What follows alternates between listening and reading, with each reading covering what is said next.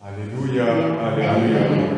Rabbi, c'est toi le Fils de Dieu, c'est toi le roi d'Israël. Alléluia. Le Seigneur soit avec vous. Et avec toi aussi. Évangile de Jésus-Christ selon saint Jean. Gloire à toi, Seigneur. En ce temps-là, Philippe trouve Nathanaël et lui dit: celui dont il est écrit dans la loi de Moïse et chez les prophètes, nous l'avons trouvé. C'est Jésus, fils de Joseph de Nazareth. Nathanaël répliqua: de Nazareth, peut-il sortir quelque chose de bon? Philippe répond: viens et vois. Lorsque Jésus voit Nathanaël venir à lui, il déclare à son sujet: voici vraiment un Israélite, il n'y a pas de ruse en lui. Nathanaël lui demande: d'où me connais-tu? Jésus lui répond: avant que Philippe t'appelle, quand tu étais sous le figuier, je t'ai vu. Nathanaël lui dit: Rabbi, c'est toi le Fils de Dieu, c'est toi le roi d'Israël. Jésus reprend: je te dis que je t'ai vu sous le figuier, et c'est pour cela que tu crois. Tu verras des choses de plus grandes encore. Et il ajoute: Amen, Amen, je vous l'ai dit. Vous verrez le ciel ouvert et les anges de Dieu monter et descendre au-dessus du Fils de l'homme. Acclamons la parole. Louange à toi, Seigneur Jésus.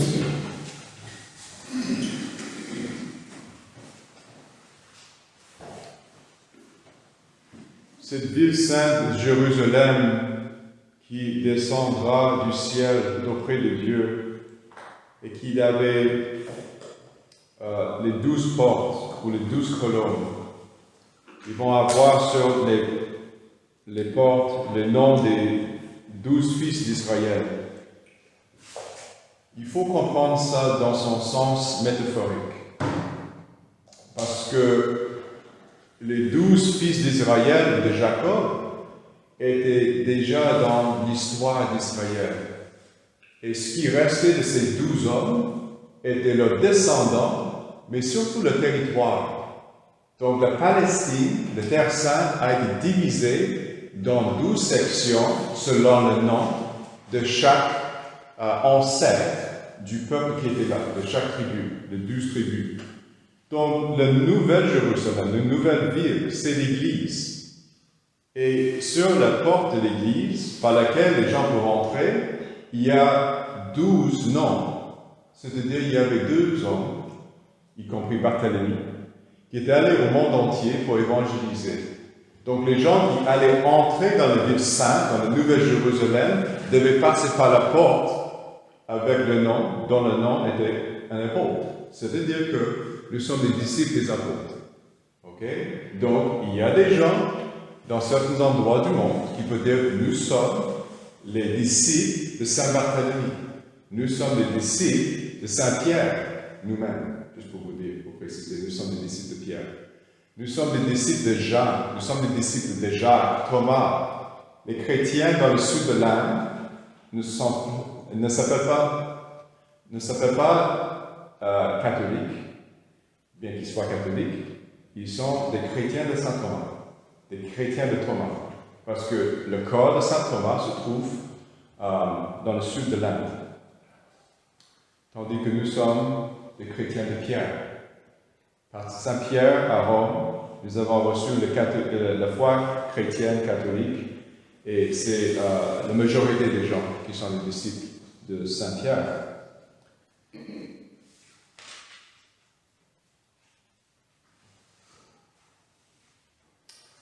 On ne sait pas la ville d'origine de Nathanaël, mais on sait qu'il vient du nord, il vient du nord de Palestine, probablement de la ville de Capharnaüm, comme les autres disciples, Pierre et son frère André, Jacques et Jean, ceux qui étaient au bord du lac Génézareth pour faire la pêche.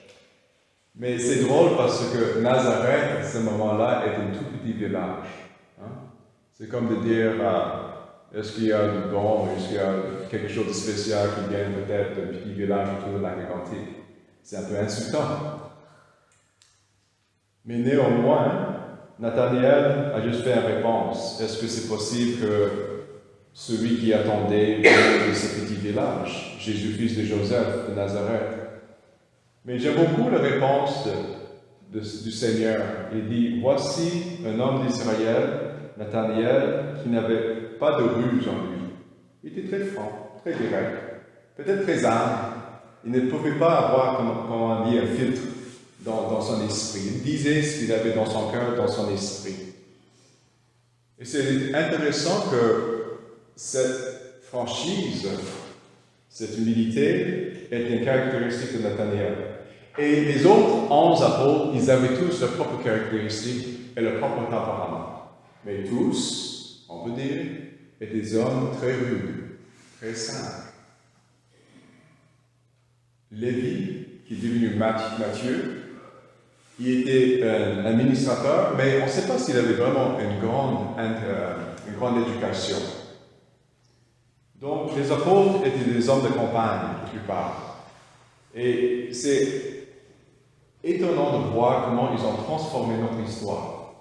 Ces 12 hommes très simples, peut-être pas très bien éduqués, mais néanmoins ils étaient poussés par l'Esprit Saint pour aller devant des personnes érudites, éduquées, de toutes parts, aller dans la ville et témoigner de ce qu'ils ont vécu.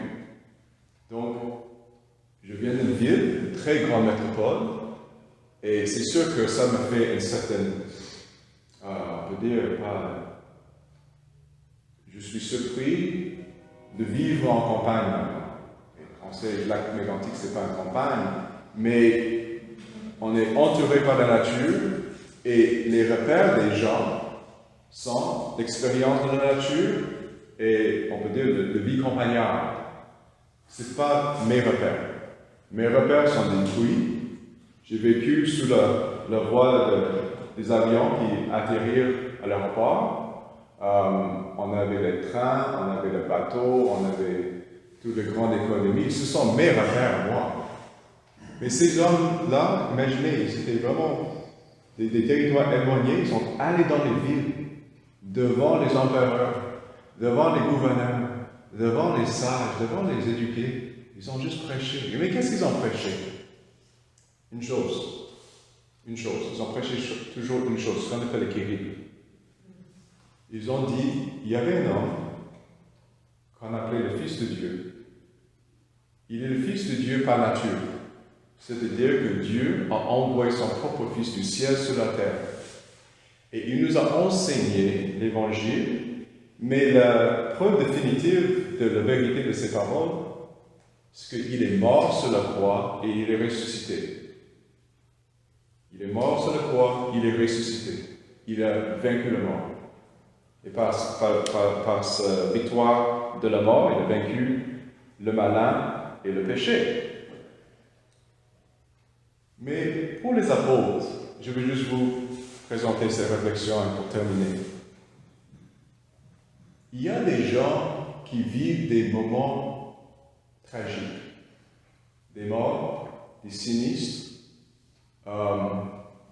d'autres tragédies de toutes sortes, des échecs de vie. Et ça leur marque, et ça leur transforme, pas pour le mieux. En fait, c'est tellement agressif, telle expérience, c'est tellement accablant, ça les mine. Et on voit dans le visage, dans le comportement, dans peut-être le manque d'énergie, qu'ils étaient profondément blessés. Et ces apôtres ont vécu ça, parce qu'ils ont vu Jésus mort sur la croix. Et dans ce moment à terre, c'est là que Jésus est venu le voir avec la résurrection. Donc, ils étaient transformés d'un moment d'échec dans un moment de victoire, mais il est venu les chercher dans leur faiblesse, dans ce moment d'être complètement accablé, d'être complètement détruit, miné. Donc, ils sont devenus des porteurs de victoire, de transformation, mais essayez de voir, est-ce que vous avez eu un moment de transformation? Est-ce que vous avez connu quelque chose qui vous a changé radicalement, mais ce moment a été quelque chose de positif? Probablement, vous n'êtes pas conscient de cela, mais cette expérience qu'on appelle une rencontre avec le Seigneur. Okay? Donc, si vous êtes ici, je présume que Je sais que vous avez la foi, je sais que vous avez rencontré le Seigneur, je sais que sa résurrection est devenue quelque chose en vous, dans votre vie, pour vous changer entièrement, radicalement. Et parfois, on rencontre d'autres paroissiens, d'autres chrétiens qui sont là, mais ils disent, je suis peut-être religieux, mais je ne suis pas pratiquant, je suis croyant, mais je ne vais pas à l'église. Et si vous posez des questions, poussez plus loin, ils vont dire, mais il n'y a pas quelque chose qui m'attire trop. Ah, c'est parce qu'ils n'ont pas eu cette transformation du bien de manière positive par la réalité de la résurrection. Vous voyez? Et c'est assez simple. Il faut remercier le Seigneur. Il faut remercier le Seigneur que cette réalité est devenue quelque chose en vous profondément, concrètement, réellement. Et c'est pourquoi nous allons de l'avant. Et ce mouvement nous propulse entièrement de partager le kérigme, la réalité de la mort et de la résurrection de Jésus. Et que chaque personne ait cette expérience que nous souhaitons. Parce que ça nous donne vraiment le souffle de bonne respiration pour aller plus loin et, comme les apôtres, pour transformer le monde entier. Pas par la force, pas par l'agressivité, juste par la réalité de la vérité.